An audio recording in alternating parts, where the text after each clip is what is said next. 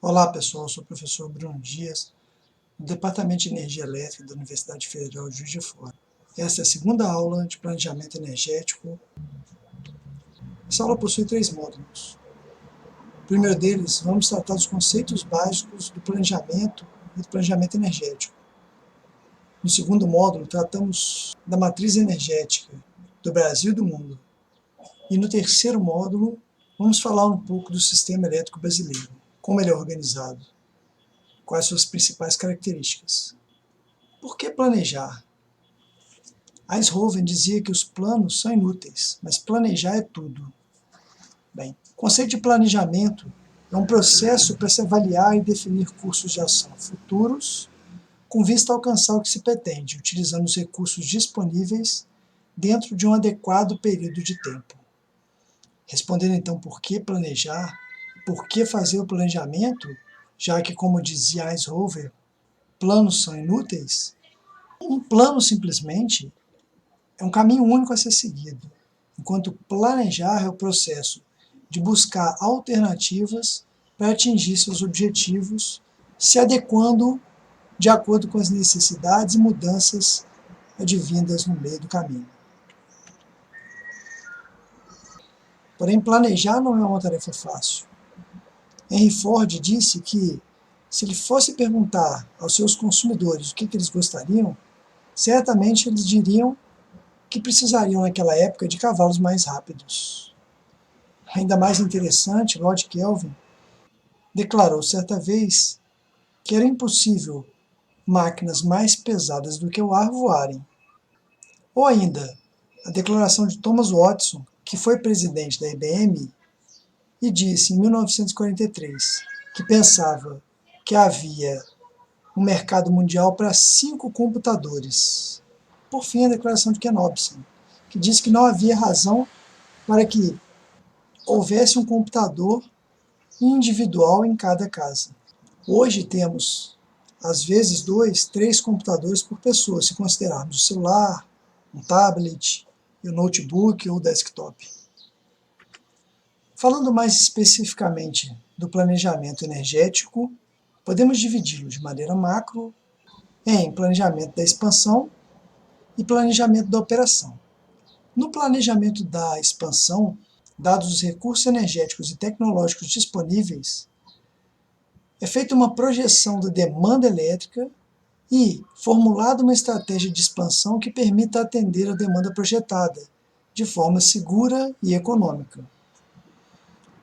Já o planejamento da operação, dada uma estratégia de expansão existente, ele busca atender a demanda de modo a minimizar o custo de operação para um nível de segurança pré-estabelecido. Vamos defini-los um pouco melhor. Então, no planejamento da expansão, pretendemos ampliar a capacidade instalada do sistema. Precisamos, então, determinar a data, a quantidade e o local dos empreendimentos necessários para atender o crescimento da demanda de energia. As usinas aparecem em caráter indicativo e o sistema de transmissão em caráter determinístico. Visa prover de forma confiável e econômica o suprimento de energia elétrica aos consumidores. Pode considerar a interação e interdependência com outros setores energéticos, o impacto socioambiental associado, por exemplo, aquecimento global, diversificação da matriz energética e a eficiência energética. Ainda, visa determinar uma estratégia de implementação dos projetos, das unidades geradoras, as hídricas, térmicas. Também, implementação das linhas de transmissão para escoar adequadamente a produção de energia de grandes centros produtores para os centros consumidores. E o objetivo do problema é minimizar os custos de investimentos e os valores esperados dos custos de operação. Porém, sujeito às exceções de confiabilidade no suprimento ao mercado consumidor. Já o planejamento da operação, a gente procura calcular para cada estágio de tempo uma estratégia de operação, ou seja, fazemos o despacho hidrelétrico e térmico e consideramos também os intercâmbios. entre regiões ou até mesmo intercâmbios entre diferentes sistemas, como por exemplo países.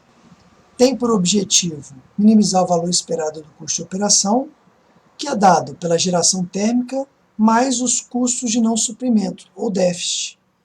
O estado do sistema é definido pelo nível de armazenamento e a tendência hidrológica. Para fazermos o planejamento da operação, tomamos como dados de entrada o nível que temos de água nos reservatórios e valores esperados de hidrologia. Alguns estudos de planejamento energético no Brasil, no planejamento da expansão.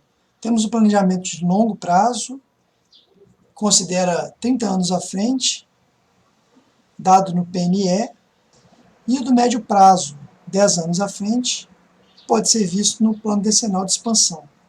Ambos os estudos podem ser encontrados no site da Empresa de Pesquisa Energética, a EPE.